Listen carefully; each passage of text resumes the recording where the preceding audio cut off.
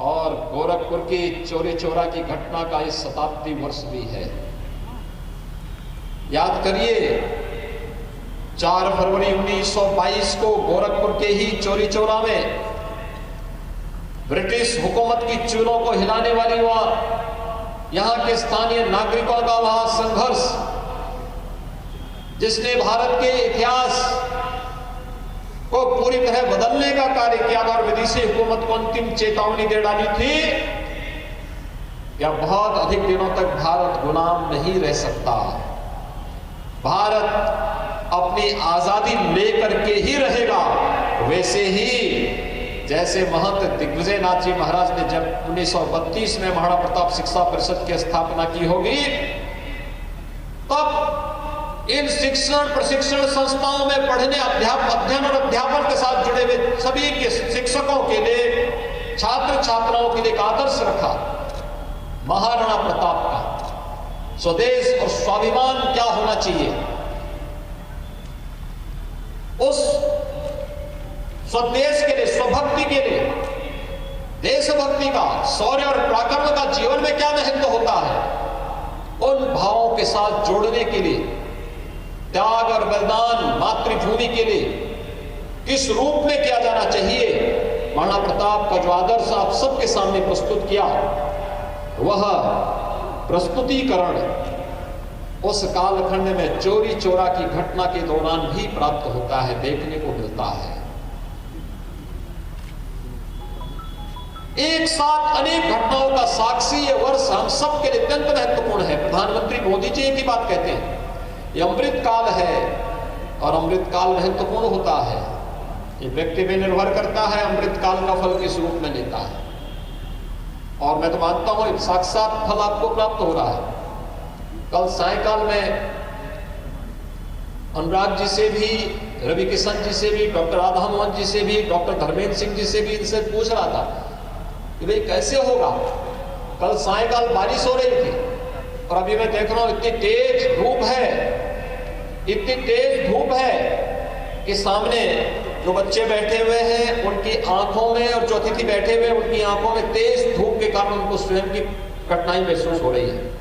लेकिन संस्थापक सप्ताह समारोह के लिए हम सबको इस प्रकार की चुनौतियों के साथ जूझते हुए अपने आप को आगे बढ़ाना होगा।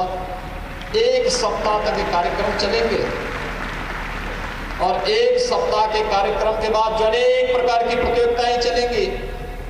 आपने देखा होगा प्रधानमंत्री मोदी जी के मार्गदर्शन और प्रेरणा से जब भारत की ओलंपिक की टीम टोक्यो गई थी, तो उसको रवाना करने के लिए हमारे खेल मंत्री जो आज यहाँ पर सूचना प्रसारण, खेल और युवा मामलों के मंत्री हैं, उन्होंने इस समय रवाना किया था। तब कहा था कि अब तक का सर्वश्रेष्ठ प्रदर्शन करेंगे। खेल भावना इस स्वस्थ प्रतिस्पर्धा को बढ़ाता है। याद रखना, इस स्वस्थ और सकारात्मक प्रतिस्पर्धा व्यक्ति को आगे बढ़ाती है, उसके जीवन में उन्नयन लाती है। और 1 सप्ताह तक विभिन्न प्रकार की प्रतियोगिताएं चलेंगी। इसमें खेल कूद की भी प्रतियोगिताएं चलेंगी, वाद विवाद की प्रतियोगिताएं चलेंगी, विभिन्न प्रकार के लेखन के कार्यक्रम चलेंगे, अन्य अलग अलग प्रकार की जो प्रतियोगिताएं होंगी, उन प्रतियोगिताओं में जो छात्र छात्राएं विजयी होंगी, उन सभी छात्र छात्राओं को फिर 10 तारीख के भव्य समारोह में यहां पर सम्मानित किया जाएगा। आज महाराणा प्रताप शिक्षा परिषद कि विभिन्न संस्थाओं में 50,000 बच्चे विभिन्न प्रकार की शिक्षा कर रहे हैं। 5,000 से अधिक शिक्षक, शिक्षणोत्तर कर्मचारी इस संस्था के साथ जुड़ करके न केवल अध्ययन, अध्यापन और सेवा के इस प्रकल्प के साथ जुड़े हुए हैं, बल्कि राष्ट्र निर्माण में भी हमारी भी एक भूमिका होगी। कोई स्वास्थ्य के अभियान के साथ जुड़ा हुआ है, कोई शिक्षा के अभियान के साथ जुड़ा हुआ है, कोई किसी सेवा के प्रकल्प के साथ जुड़ा हुआ है। हर व्यक्ति का अपना योगदान है और यही तो धर्म है। हर व्यक्ति अपने अपने कर्तव्यों का निर्वहन कर ले, यही सबसे बड़ी बात है। और आज जब हम लोग शिक्षा परिषद का यह वर्ष महत्वपूर्ण है, 90 वर्ष होने जा रहे हैं पूरे। 90 वर्ष का मतलब एक लंबी यात्रा, एक लंबी यात्रा, जहां पर एक मार्गदर्शक के रूप में एक व्यक्ति की भूमिका होती है। वरिष्ठतम अभिभावक के रूप में समाज, परिवार के बाद समाज के मार्गदर्शक की भूमिका होती है, और ये केवल व्यक्ति के लिए नहीं होता। यह किसी संस्था के लिए भी उतना ही महत्वपूर्ण होता है। संस्था 90 वर्ष की अपनी यात्रा पूरी कर ले, संस्था एक बार खड़ी कर देना आसान होता है, उस संस्था को जीवंत बना करके चलाते रहना, यही साधना है। और उस साधना पद पर आप सब बढ़ करके कार्य कर रहे हैं, यह अभिनंदनीय है।